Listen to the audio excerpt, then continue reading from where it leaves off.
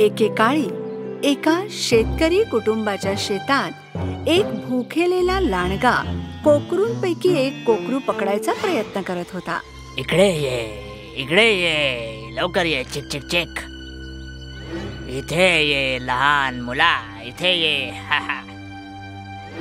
लवकर ये, लवकर ये, लवकर ये. पण तो जवळ येत असताना मेंढपाळाच्या नजरेस लांडगा दिसला आणि त्याने त्याचा कुत्रा सुलतानला सावध केलं. सुलतान, तू कसली वाट बघतोयस? जाऊन कोकरू वाचव. पण सुलतान इतका म्हातारा कुत्रा होता की मेंढपाळ त्याच्यापेक्षा वेगवान होता आणि सुलतान येथे पोहोचण्यापूर्वी मेंढपाळाने कोकरूला लांडग्यांपासून वाचवलं. दुसऱ्या दिवशी सकाळी शेतकरी जोडपं सुलतान किती वर्षांचा आहे याबद्दल बोलत असताना लांडगा, ज्याची नजर अजूनही कोकरांवर होती, त्यांचं ऐकायला सुरुवात केली. आता हे चालून घेऊ शकत नाही आपण. सुलतानला पूर्ण घराचं रक्षण केलं पाहिजे, पण तो तर कोकरूला सुद्धा वाचवू शकत नाहीये. हो, तुझं बरोबर आहे, पण सुलतानला आता हे घर सोडावं लागेल. त्याच्यामुळे आपण जर कोकरू गमावलं तर आपला रोजगार गमावला जाईल. ते जे बोलले ते ऐकून म्हातारा सुलतान खूप अस्वस्थ झाला. या सगळ्याच्या साक्षीने लांडग्याला एक चांगली कल्पना सुचली. ए तू म्हाताऱ्या कुत्र्या, शांत हो. मी इथे कोकरूंसाठी नाही आलो, यावेळी मी तुझ्यासाठी आलो आहे. काय? आता तुला मला खायचंय काय? माझे दिवस तसेही वाईट चाललेत. नाही, तुझे मालक तुला घरातून हाकलणार आहेत, पण माझ्याकडे एक चांगली कल्पना आहे ज्यामुळे तू त्याच्या नजरेत हिरो बनशील. लांडग्याच्या ऑफर बद्दल असहाय्य सुलतान उत्सुक होता.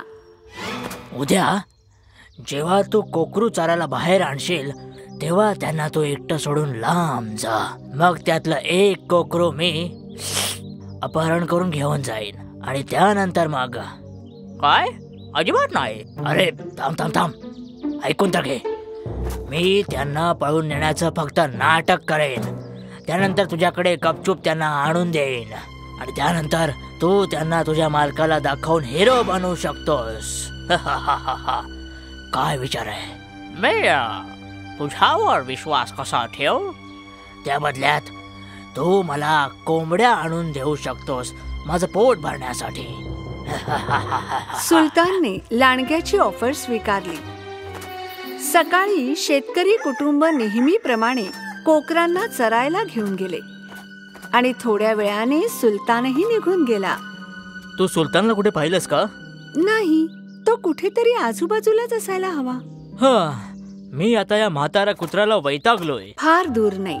म्हाताऱ्या सुलतानाने एक कोकरू दूरच्या कोपऱ्यात लपवलं. कळपापासून दूर असल्याने कोकरू घाबरलं आणि घाबरून आजूबाजूला पाहू लागलं.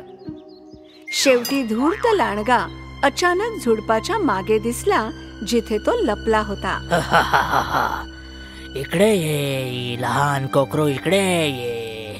तू आता माझी आहेस, मी आता तुला खाणार आहे. लांडगा कोकराजवळ गेला, पण तिथे काहीतरी असं होतं जे त्याला दिसलं नाही. चालता चालता खणून ठेवलेल्या खड्ड्यात तो पडला. अरे रे, हे काय चाललंय? मला इथून बाहेर काढा, लवकर बाहेर काढा, लवकर. म्हातारा सुलतान खड्ड्याच्या जवळ आला आणि त्याने घाबरलेल्या लांडग्याकडे पाहिलं. तुला काय वाटलं? या म्हाताऱ्या कुत्र्याकडे डोकं नसेल का? आणि तुला वाटलं मी लांडग्यावर विश्वास ठेवेन? मी नेहमी माझ्या मालकाशी एकनिष्ठ राहिलो आहे. मी तुझ्यासाठी कोकरू किंवा कोंबडीचा बळी अजिबात देणार नाही. सुलतानाने जोरात भुंकून मालकांना बोलवलं. अरे वा सुलतान, खूप चांगलं काम केलंस. मस्त. या लांडग्याला पकडून तू आमच्या सर्व कोकरांना वाचवलं आहे सुलतान. तू आज कमालच केलीस. सुलतान, तू हे कसं केलंस? चांगला मुलगा, म्हातारा कुत्रा. होय, सुलतान खूप म्हातारा होता, पण त्याने लांडग्याला मागे टाकलं. आदल्या रात्री लांडग्यांसाठी सापळा लावण्यासाठी त्याने एक खोल खड्डा खोदला होता आणि तो पानाने झाकून टाकला होता. तेव्हापासूनच सुलतानच्या कुटुंबाने त्याची कदर केली. हँक नावाचे दुसरे पिल्लू देखील दत्तक घेतले. म्हणून सुलतानने त्याला म्हाताऱ्या कुत्र्याला माहीत असलेल्या सर्व ज्ञानी मार्गांनी प्रशिक्षण दिलं आणि त्याला सुलतानप्रमाणेच त्यांच्या कुटुंबाचा संरक्षक आणि निष्ठावान कुत्रा बनण्यास शिकवलं. काहीही झालं तरी नेहमी आपल्या मालकाशी एकनिष्ठ राहा.